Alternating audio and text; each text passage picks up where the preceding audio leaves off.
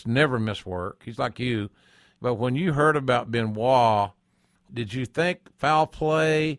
Did Chris is not here, and then all of a sudden we find out the whole family's dead? Right. How did that information sift through the locker room, and what was the general feeling among the boys themselves? Because you guys are going to talk about things that you're not going to talk to management about. I get that. I respect that. No problem with it. But all these years later, what was that night like when you found out that Chris, Nancy, and Daniel were gone?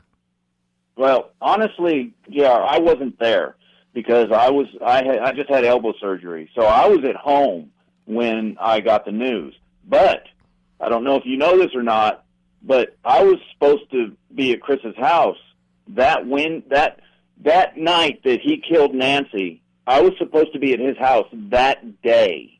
Really? Yes. He called me because I had went to Atlanta for some business up there.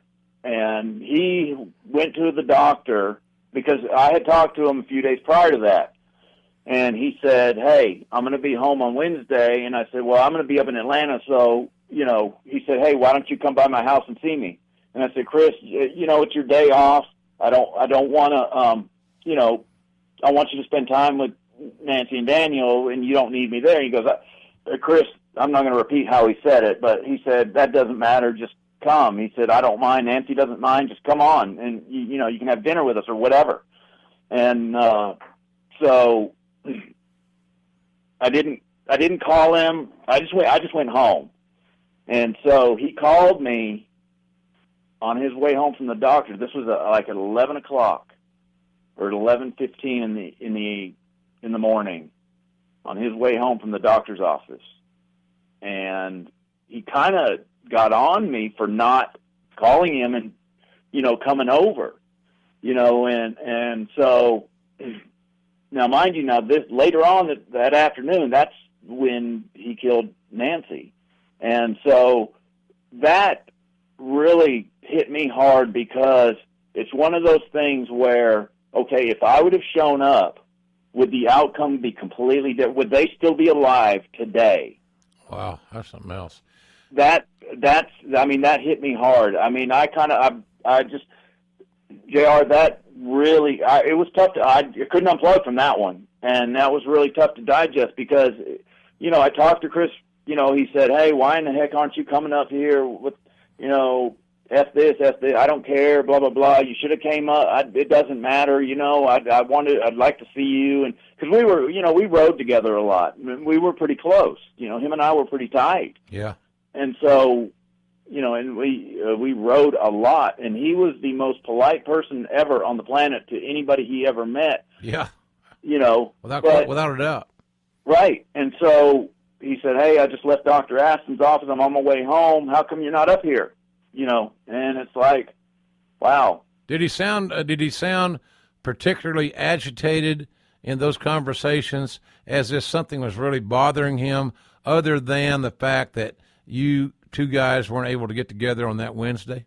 No, after he said, how he felt because I wasn't coming up there to, hang out with him or whatever, we just small talk, how's TV, how's this, how's that, and stuff, how's everything going with, and I said, how are you and Nancy doing? Because I knew him and Nancy were having trouble. Yeah.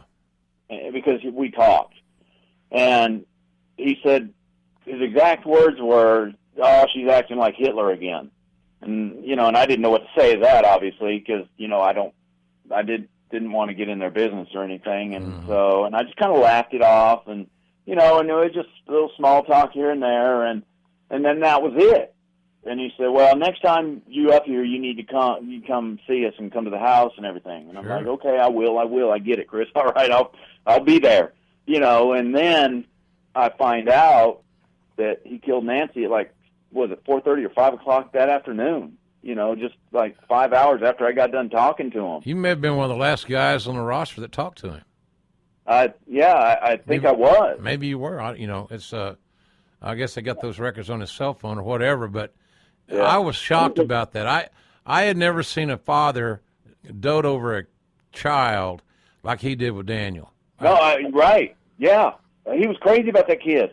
And I think that there just was something that finally snapped, because I think the Chris Benoit that you and I got to know, and you better than I, but I got to know him pretty good too. I hired him when he had his neck was, he needed neck surgery. So he goes, we sent him to the doctor in San Antonio, same doctor that worked in Austin. Yep. And the doctor said, well, we could go through the front or we can go through the back. And the one side or the other is better, but you'll be out a year. And he said, well, I don't know what I'm going to do.